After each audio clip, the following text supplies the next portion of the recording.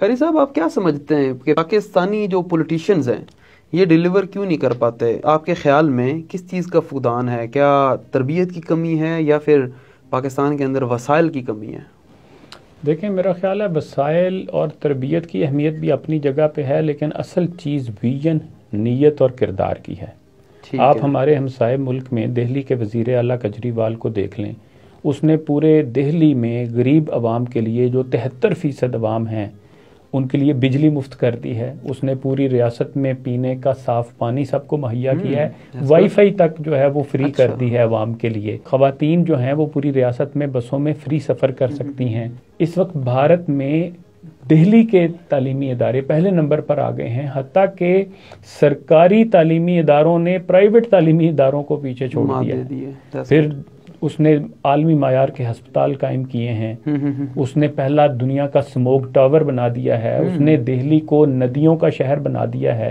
और उसने सबसे बड़ी बात कि उसने करप्शन को रोका है।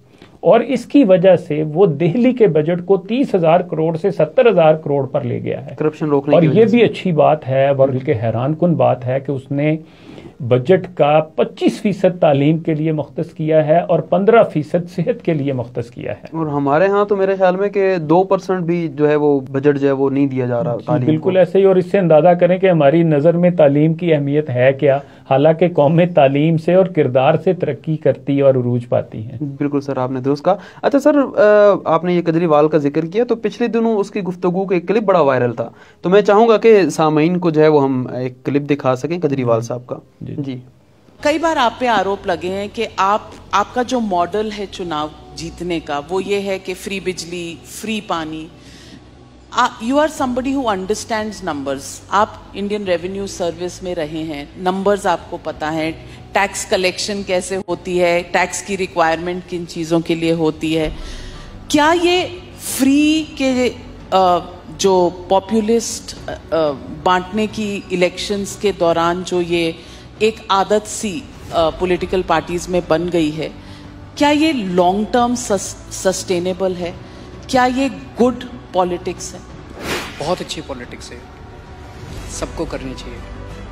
मैं आपको बताता हूँ क्यों। इसकी इकोनॉमिक्स भी समझाता हूँ आपको और इसकी पॉलिटिक्स भी समझाता हूँ आपको। सबसे पहली बेसिक बात, इन सारे मंत्रियों को और इन सारे एमएलएज को बिजली फ्री मिलती है। इनको जब बिजली फ्री मिलती है तो उसको फ्री भी नहीं बोलते।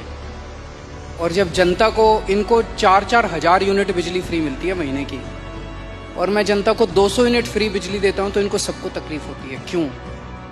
अगर इन मंत्रियों को जो फैसिलिटी मिलती है मैं अपनी जनता को देना चाहता हूं, तो इनको क्यों तकलीफ होती है? इन सारे मंत्रियों को और एमएलएज और एमपीज का सारा इलाज का खर्चा फ्री है। कोई बीमार हो जाए इनके घर का सारा फ्री है। तो अगर मैंने अपने दिल्ली के लोगों का इलाज फ्री कर दिया तो इनको क्यों तकलीफ होती है? मैं सरकार फायदे में चला रहा हूं, मैं कोई नया टैक्स नहीं लगा रहा, मैं कोई लोन नहीं ले रहा। अगर मैंने करप्शन खत्म करके पैसा बचा के लोगों को अगर सुविधाएं दे दी तो क्या बुरी बात की? मैंने सुना था कि एक मुख्यमंत्री हैं शायद गुजरात के, उन्होंने अपने लिए एक जहाज खरीदा 190 करोड़ रुपए का। मैंने लिए अपने जहाज नहीं खरीदा, मैंने दिल्ली की सारी अपनी माँ बहनों का डीटीसी बसों में किराया मुफ्त कर दिया, 150 करोड़ का खर्चा आया। बताओ क्या बुराई है? So good politics and good economics ये कर रहे हैं हम लोग। तो आपके पास ये कौन सा ऐसा फॉर्मूला है जिससे आप फ्री में भी देते हैं फिर भी आपकी सरकार जो है वो घाटे में नहीं फायदे में है? ईमानदारी, सही नियत, बस और कुछ नहीं है। मैं बहुत छोटा हूँ, मेरा एक्सपीरियंस भी बहुत छोटा है, लेकिन मेरा 5-7 साल का सरकार चलाने का एक्सपीरियंस ये कहता है कि किसी भी सरकार में पैसे की कमी नहीं है।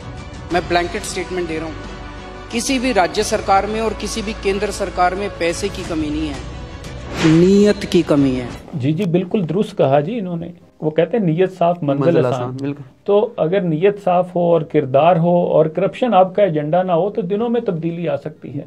वैसे मैं समझता हूँ कि ये केजरीवाल के काम को देखकर हमारे सियासतदानों को तो शर्म से डूब मरना चाहिए, लेकिन मसला ये है कि ये शर्म, हया, गैरत ये ऐसी चीज़ें अब हमारे यहाँ पे नापैद होती जा रही हैं। वैसे हमारा हाल तो ये होता जा रहा है, जैसे परवीन शाकर ने कहा, ये दुख नहीं कि अंधेरों से सुलह की हमने, मलाल ये है कि अब सुबह की तलब भी नहीं। क्या खूब कहा जी।